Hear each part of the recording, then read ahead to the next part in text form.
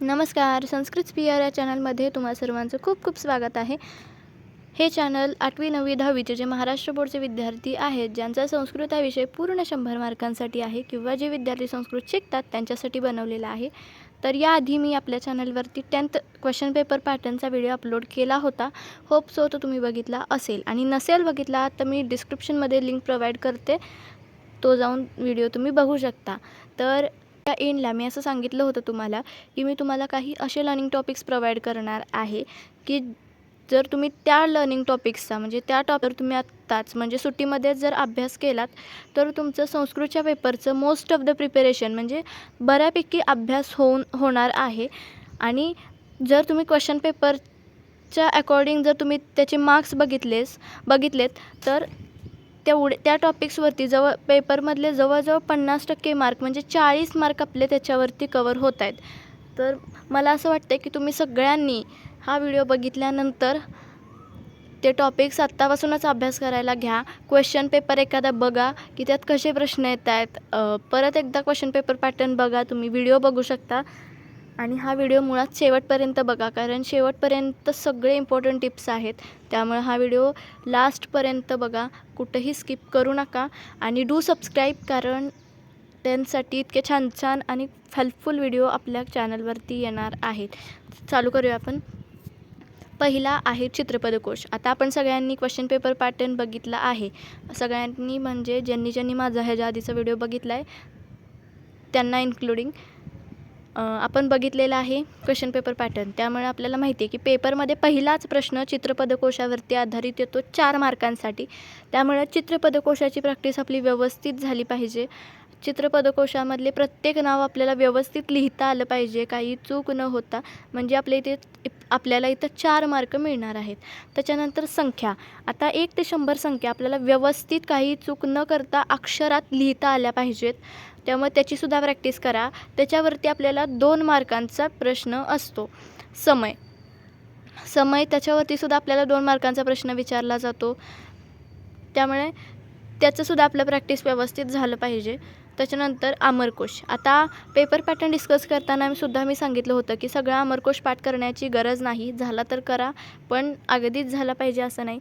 पण अमरकोशामध्ये मधला निदान प्रत्येक शब्दाला म्हणजे एक शब्द तरी अमरकोशातला आपल्याला यायला पाहिजे. मग तो कोणताही शब्द तुम्ही तयार करू शकता, जो तुम्हाला बोलायला, लिहायला, लक्षात ठेवायला सोपा जातो, असा तुम्ही प्रत्येकी एक अमरकोशातला शब्द असं तयार करून ठेवा. त्याच्यावरती अमरकोशावरती आपल्याला 1 मार्काचा प्रश्न विचारला जातो पेपरमध्ये. त्यामुळं अमरकोशसुद्धा आपला व्यवस्थित झाला पाहिजे. पुढे बघूया आपण. सर्व लकारांचे प्रत्यय तोंडपाठ हवेत. पेपर पॅटर्न डिस्कस करताना सुद्धा मी सांगितलं होतं की आपल्याला लकार प्रत्यय पाठ हवेत म्हणजे हवेत. आता आपल्याकडे 5 लकार आहेत. लट, लंग, लोट, विधिलिंग आणि लृट. 8वीपासून आपण लकार प्रत्यय शिकतोय. त्यामुळं आता आपले सगळे लकार प्रत्यय पाठ पाहिजेत. आता लकारांवरतीच आपल्याला आपले 3 मार्क अवलंबून आहेत. तसे तर 4. जर तुम्ही पंचमः विभागमध्ये जर सूचनानुसार असता आपल्याला, त्याच्यात जर तुम्ही एक प्रश्न बघितला लकारम परिवर्तयत, तर तिथेसुद्धा आपले लकार पाठ लागतात. पण ते ऑप्शनला आहे जर तुम्ही करणार असाल तर. आणि तो ऑप्शनचा जर 1 मार्क सोडला तर 3 मार्क आपले लकारांवरती डिपेंडेंट आहेत. आता कुठे पहिला प्रश्न 1 मार्कासाठी लकारम लिखतं, त्यासाठी तर आपल्याला लकार प्रत्यय लागणारच आहेत. आता आपल्याला लकार ओळखायचा आहे म्हणजे आपल्याला त्या शब्दाला कोणता प्रत्यय लागला आहे ते पण कळलं पाहिजे. तो लकार आपल्याला इथे महत्त्वाचा आहे, त्यामुळे इथे 1 मार्क आपल्याला मिळणार आहे. परत क्रियापद तालिका. आता क्रियापद तालिकेसाठी फक्त लकार प्रत्यय नाही तर काही असे धातू आहेत जे थोडेसे वेगळे चालतात. म्हणजे अस असेल, क्रू असेल. त्याच्यानंतर तुमच्या 10वीच्या पुस्तकातसुद्धा भाषासूत्र 2मध्ये दिलेले आहेत काही धातू असे. दा असेल, न्या असेल, भ्रू असेल किंवा आणि असतील, तर ते सुद्धा तुम्ही पाठ करून ठेवा. त्यासुद्धा धातू तालिका तुमच्या पाठ पाहिजेत, म्हणजे आपली क्रियापद तालिकासुद्धा होऊन जाते. त्यामुळे आपले असे 3 मार्क क्रियापद तालिकेचे 2 आणि 1 लकारम लिखतचा, असे 3 मार्क आपले याच्या लकारांवरती डिपेंडंट आहेत. त्यामुळे लकार प्रत्यय व्यवस्थित करायचे.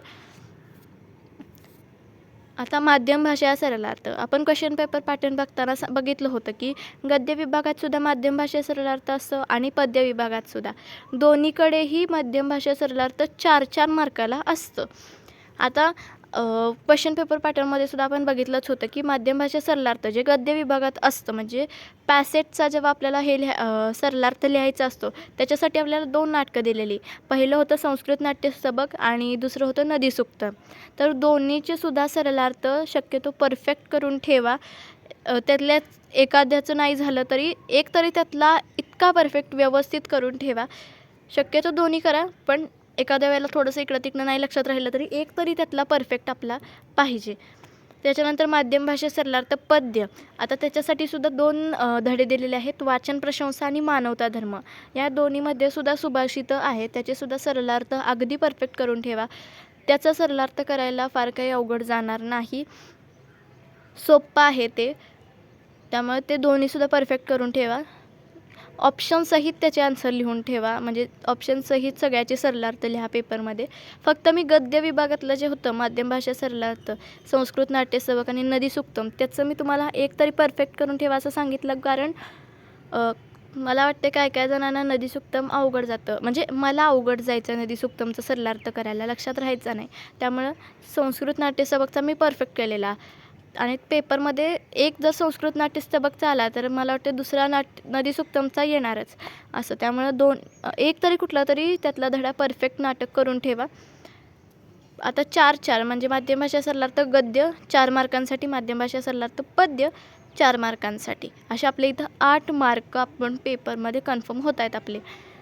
आता काय शाळेत माध्यम भाषा सरलार्थ एखाद्या इंग्लिशमध्ये जर लिहायला सांगत असतील तर तुम्ही इंग्लिशमध्ये लिहा, म्हणजे तसं तुम्हाला सब्जेक्ट टीचर इन्फॉर्म करतीलच, तर तुम्ही त्याप्रमाणे. पण मला वाटते बऱ्यापैकी शाळेत संस्कृतमध्ये जे काय असतं म्हणजे माध्यम भाषा उत्तरम लिखतं, सरलार्थ लिखतं सगळं मराठीत लिहायला सांगतात. पण जर इंग्लिश मीडियममध्ये वगैरे तसं असेल तर तुमच्या टीचरकडून तुम्ही ते म्हणजे त्यांना विचारा एकदा आणि त्याप्रमाणे तुम्ही त्याचा अभ्यास चालू करा. पुढे नाम सर्वनाम तालिका. नाम तालिकेचे आपले 2 मार्क आणि सर्वनाम तालिका 2 मार्कांसाठी. आता 8वी 9वी 10वी सर्वनाम रिवाईज करायचे आहेत आपल्याला, कारण बोर्डच्या एक्झाममध्ये फक्त आपल्याला 10वीचेच नाम विचारतील असं नाही, 8वीपासूनचं कुठलंही नाम विचारू शकतात ते. त्यामुळे ते सगळं पाठ करून रिवाईज करून ठेवा. 8वी 9वी 10वीचे सगळे नाम पाठ करून ठेवा. 8वी 9वीचे तुमचे पाठ असतीलच आणि नसतील तर करा पाठ. आत्ता वेळ आहे तुमच्याकडं, वेळ गेलेला नाही आहे. त्यामुळे आत्ता पाठ करून ठेवा, लिहायची प्रॅक्टिस करा 8वी 9वीचे, आणि 10वीचे तर तुम्हाला शिवाय करायचेच आहेत आत्ता. आता 10वीत सुद्धा नाम आहेत तुम्हाला दिलेले, तर ते सुद्धा फक्त 10वीत सर्वनाम नाही आहेत. त्यामुळं सर्वनाममध्ये तुम्हाला फक्त 8वी आणि 9वीचे सर्वनाम प्रिपेअर करायचे आहेत आणि लिहायची प्रॅक्टिस करायची आहे. त्यामुळं फक्त तुम्हाला 8वी 9वी सर्वनाम तयार करायचे आहेत आणि 8वी 9वी 10वी असे तिन्ही वर्गांचे नाम तयार करायचे आहेत. आता आपल्याला जो टेबल दिलेला असतो, आपल्याला तक्ता दिलेला असतो, तो फक्त पाठ नाही करायचा. म्हणजे आता एखादा देव शब्द दिला असेल तर देव फक्त शब्द पाठ नाही करायचा. देवाच्या खाली सुद्धा ब्रॅकेटमध्ये काही शब्द दिलेले असतात जे देवप्रमाणे चालतात, तर ते सुद्धा शब्द आपल्याला चालवता आले पाहिजेत, ते सुद्धा शब्द आपल्याला लिहिता आले पाहिजेत. कारण पेपरमध्ये काही सांगता येत नाही, कोणतंही येईल, आपल्याला माहीत नाही आहे काय पेपरमध्ये येणार आहे. त्यामुळं आपल्याला सगळं बाय चान्स आलंच तर आपल्याला लिहिता आलं पाहिजे. त्यामुळे त्याच्या खाली जे ब्रॅकेटमध्ये शब्द दिलेले असतात ते सुद्धा आपल्याला चालवता आले पाहिजेत आणि लिहिता आले पाहिजेत. आता आपण मगाशी म्हटलो तसं 4 मार्क नाम सर्वनाम तालिकेचे आपले इथं तयार होणार आहेत. म्हणजे नाम तालिकेचे 2 मार्क, सर्वनाम तालिकेचे 2 मार्क, असे 4 मार्क आपण इथं आता फिक्स केलेत. पुढे धातू साधित विशेषण तालिका.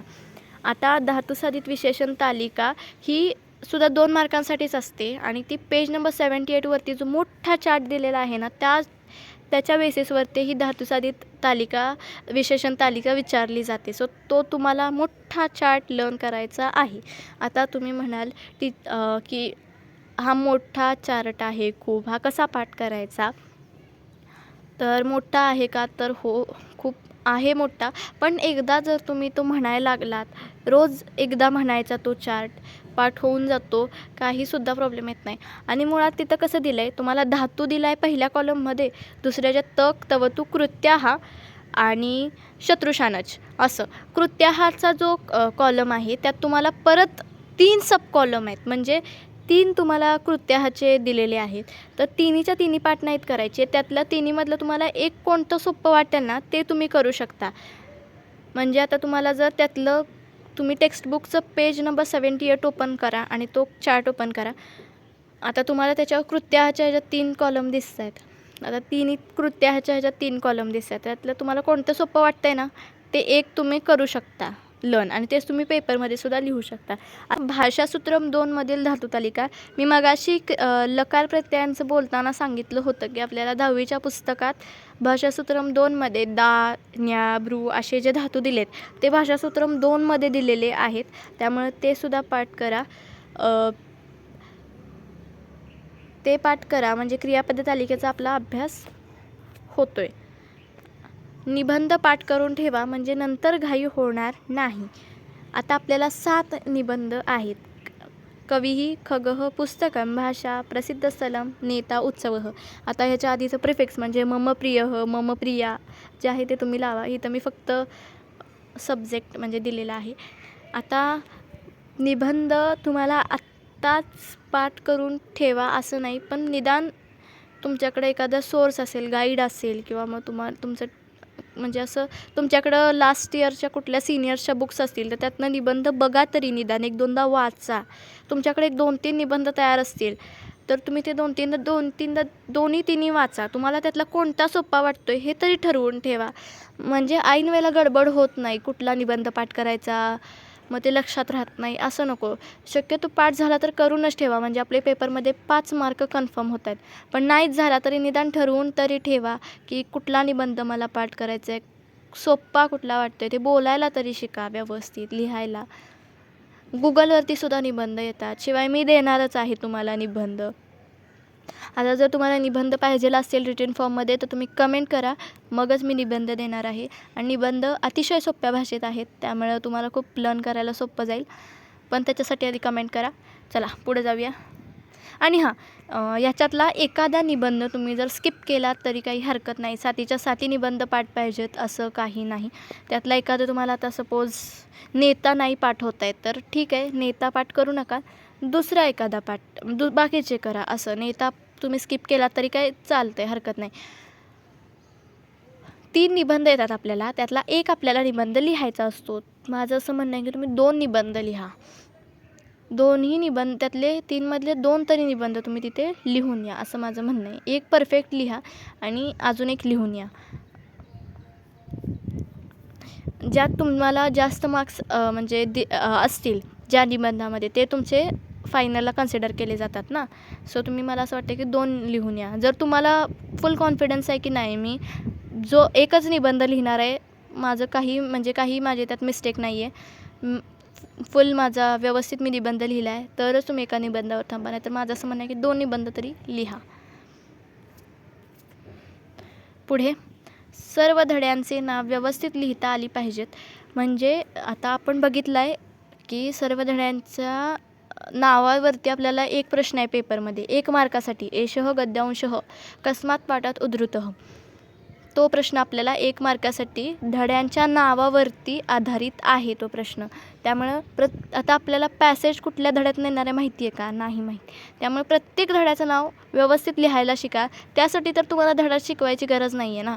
धड्याचं नाव तर तुम्ही प्रॅक्टिस करू शकता लिहून. त्यामुळे धड्यांची नावं तरी व्यवस्थित लिहिता आली पाहिजे तुम्हाला. 15 धडे आहेत ना, 15ही धड्यांची नावं व्यवस्थित लिहिता आली पाहिजेत. त्याची प्रॅक्टिस करा म्हणजे 1 मार्क कन्फर्म. पुढे सर्व धड्यांचे समानार्थी विरुद्धार्थी शब्द. आता समानार्थी विरुद्धार्थी शब्द फक्त भाषा अभ्यासमधले नाहीत करायचे, इतर म्हणजे एक्स्ट्रा जे असतात ना गाईडमध्ये किंवा इतर कुठल्याही बुकमध्ये, तर ते सुद्धा तुम्ही तयार करून ठेवा. आणि तुम्हाला जर एक्स्ट्रा समानार्थी विरुद्धार्थी शब्द पाहिजे असतील, तुमच्याकडे जर आत्ता कुठला सोर्स नसेल तर मला सांगा, मी तुम्हाला ते सुद्धा प्रोव्हाइड करीन. पण त्याच्यासाठी कमेंट करा. आणि मला सांगा की तुम्हाला समानार्थी विरुद्धार्थी शब्द एक्स्ट्रा जे आहेत धड्यांमधले पाहिजेत का. सगळ्या धड्यांचे तुम्हाला मी समानार्थी विरुद्धार्थी शब्द देईन. समानार्थी विरुद्धार्थी शब्द मला वाटते 3 मार्कांसाठी आहे. त्यामुळे समानार्थी विरुद्धार्थी व्यवस्थित केले तर 3 मार्क आपले कन्फर्म होऊन जातील. पुढे धातूंपासून वाक्य. आता धातूंपासून वाक्य 4थ्या विभागात आहे. आणि आता धातूंपासून वाक्याला ऑप्शन आहे संस्कृत अनुवादनम कुरुत. आता आपण संस्कृत अनुवाद मुलं करत नाहीत, कारण आपलं संस्कृत एवढं परफेक्ट नसतं की आपण एखादं मराठीतलं इंग्लिशमधलं सेंटेन्स जे आहे ते आपण संस्कृतमध्ये ट्रान्सलेट करू शकू. त्यामुळे सगळी मुलं बऱ्यापैकी धातूंपासून वाक्य जे आहेत तेच अटेम्प्ट करतात, तोच क्वेश्चन. त्याचा जो संस्कृत अनुवादचा आहे तो आपण अटेम्प्ट नाही करायचा, फक्त धातूंपासून वाक्य तो अटेम्प्ट करायचा. हा प्रश्न 4 मार्कांसाठी असतो. 6 धातू दिलेले असतात, त्याच्यातले 4 आपल्याला व्यवस्थित लिहायचे असतात, तर फुल मार्क्स मिळतात. त्यामुळं आपण सगळे धातूंचे वाक्य लिहायचे व्यवस्थित. शक्यतो 4 शब्द पाहिजेत वाक्य लिहिताना, कमीत कमी 4 शब्द पाहिजेत. मग आता हे धातूंपासून वाक्य लिहिलं की आपले 4 मार्क पेपरमध्ये कन्फर्म. आता प्रत्येक धातूला जर तुम्हाला म्हणजे धातूंना वाक्य पाहिजेल असतील तर त्याच्यासाठी सुद्धा तुम्ही कमेंट करून सांगा, मी ते सुद्धा तुम्हाला प्रोव्हाइड करेन. पुढे